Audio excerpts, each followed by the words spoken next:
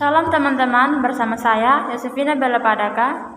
Di sini saya akan membahas tentang filsafat, yaitu Immanuel Kant. Dia adalah Immanuel Kant, 1724 sampai 1804, tokoh sentral dalam filsafat modern. Dalam karir filosofinya, Kant mensintesis rasionalisme dan empirisme modern awal, menetapkan istilah-istilah untuk banyak filsafat abad ke-19 dan 20 hingga kini.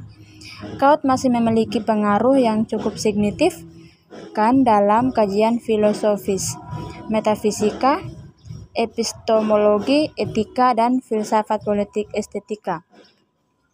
Gagasan mendasarkan dari filsafat kritis Immanuel Kant adalah bisa dilihat dalam kritiknya terhadap otonomi manusia. 1. Kritik alasan murni. 2. Kritik alasan praktis. 3. Kritik kenatan justifikasi.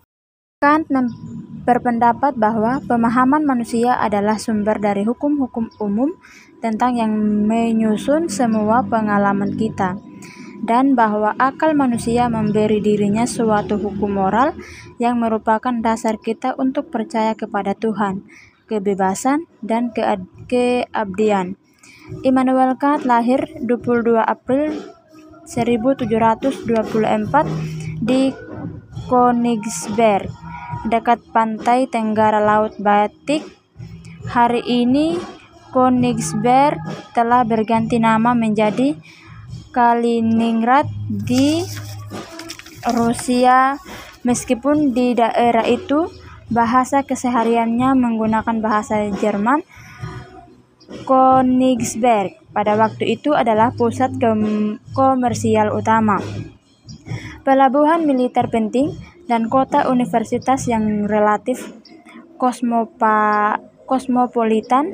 Kant kuliah di Universitas Königsberg, yang dikenal sebagai Albertina, di mana minat awalnya dalam bidang klasik dengan cepat digantikan oleh bidang filsafat, sehingga setelah kuliah Kant menghabiskan 6 tahun sebagai guru privat untuk anak-anak muda di luar Königsberg.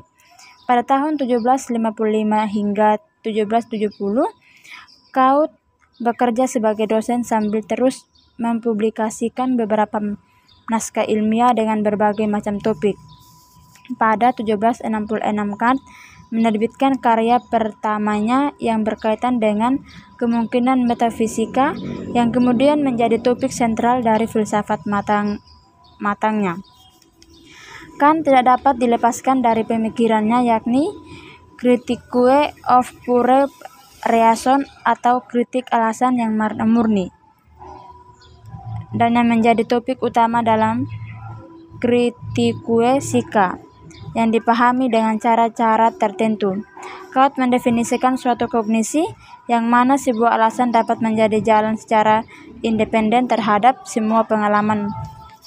Maksudnya, metafisika menurut Kant adalah sesuatu yang terkait dengan atau dapat dikatakan sebagai a priori. A priori adalah sebuah pengetahuan yang ada sebelum berteman dengan pengalaman, atau dengan kata lain, sebuah istilah yang dipakai untuk menjelaskan bahwa seseorang dapat berpikir dan memiliki asumsi tentang segala sesuatu sebelum bertemu dengan pengalaman dan akhirnya mengambil kesimpulan.